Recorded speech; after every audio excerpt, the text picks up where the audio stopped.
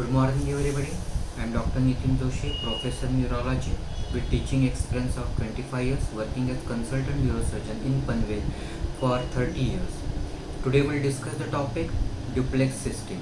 The term duplex system includes duplex kidney and ureteral duplication.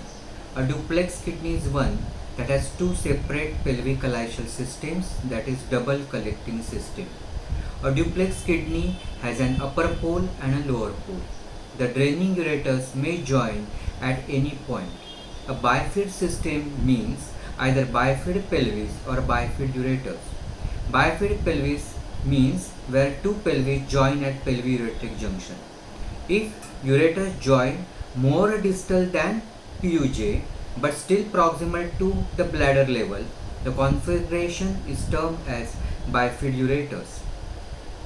When ureteral duplication is complete, there are two separate ureters that drain their respective poles and empty separately into genitourinary tract. The ureter that drains the upper pole or lower pole is referred as upper pole ureter and lower pole ureter respectively. The ureteral duplication thus classified as partial duplication, that is bifid pelvis or bifid ureter, and second, complete duplication. A duplicated ureter usually drains a duplex kidney. Rarely, duplicated ureter drains a supernumerary kidney, while rarely, duplicated ureter can be blind-ended. Rarest possibility is inverted Y ureteral duplication.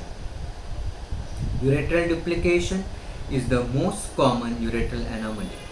For ureteral duplication, there is no side predilection. Unilateral ureteral duplication is 6 times commoner than bilateral duplication. About 80% of ectopic ureters are associated with duplicated collecting system. Also, 80% of all ureterocells arise from upper pole of duplicated system. The term ectopia means any ureter whose orifice terminates anywhere other than normal trigonal position. Lateral ectopia means an orifice more cranial and lateral than normal. Lateral ectopia is seen with complete ureteral duplication. Embryology.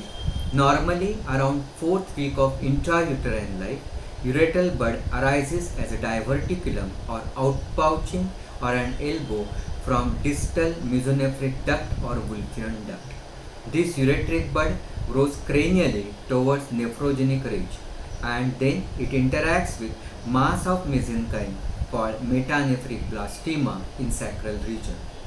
This interaction between ureteral bud with metanephros results into orderly branching of ureteral bud into calyces, pelvis and ureter, while orderly branching ureteral bud in turn induces metanephric blastema to form all elements of nephron, that is glomerulus, proximal converted tubule, loop of Henle, distal converted tubule, collecting tubule and duct. Thus, the concept of interdependency of two processes, that is orderly branching at ureteral bud and development and maturation of adult kidney from metanephric blastema are interdependent. There is cell-to-cell interaction between branching ureteral bud and developing metanephric blastema.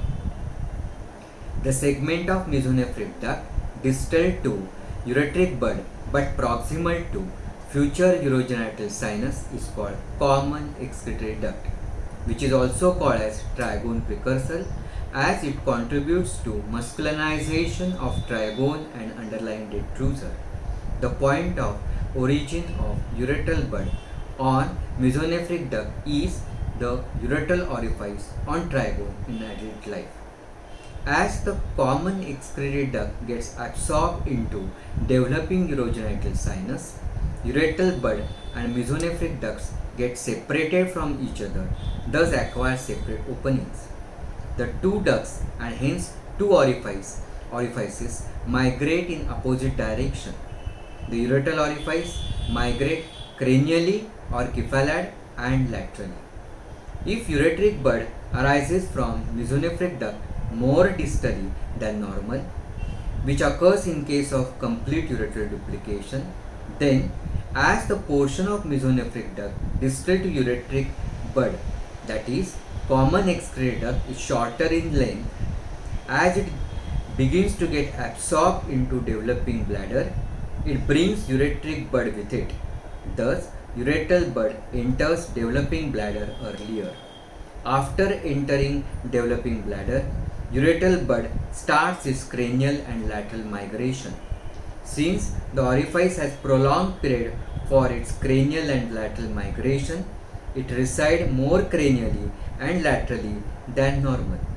Thus, this ureter will have short submucosal course and enter bladder almost perpendicularly. Due to short or decreased submucosal tunnel than normal, there is loss of normal Flack-Wall mechanism causing reflux.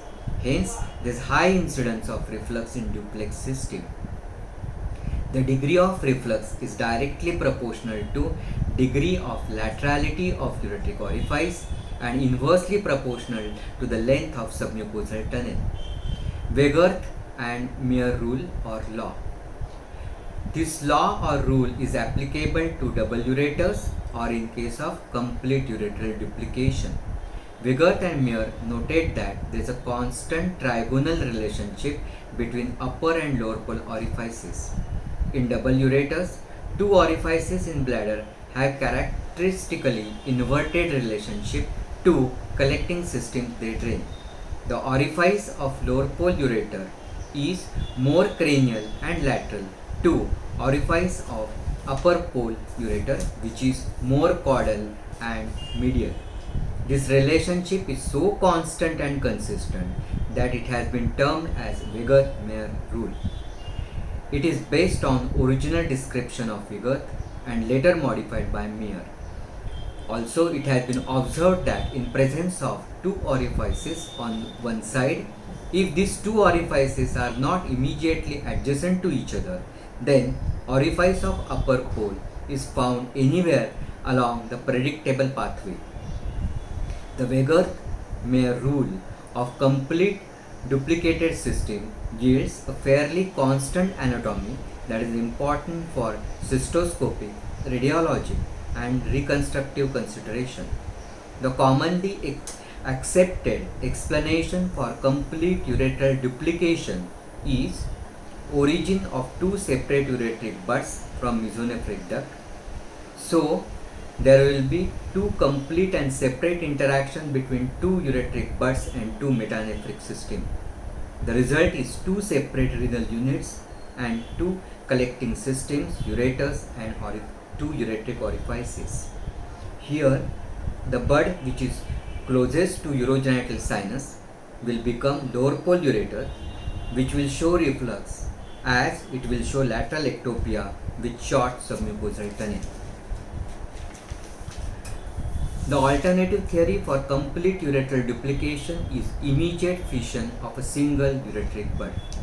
In ureteral duplication, the distribution of renal mass drained by each ureter varies. On an average, 1/3 of renal parenchyma is drained or served by upper collecting system, while rest of the renal parenchyma, that is about 2/3 of parenchyma, is drained by lower collecting system.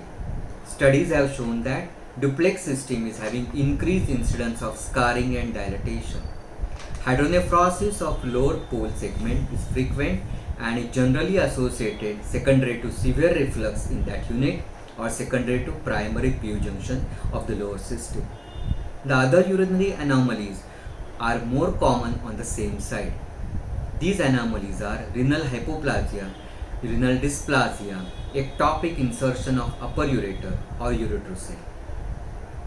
Ureteral duplication may be associated with even some congenital gastrointestinal tract or few even cardiopulmonary lesions.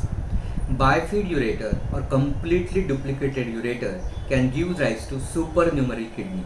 In other words, ureteral duplication may be associated with supernumerary kidney. The first step in development of supernumerary kidney is origin of two separate ureteral buds from mesonephric duct or branching of original ureteral bud into two branches.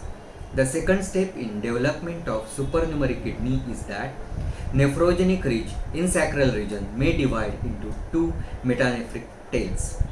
Bifid ureters or two completely duplicated ureters may induce differentiation of these two metanephric blastemas into two adjoint masses.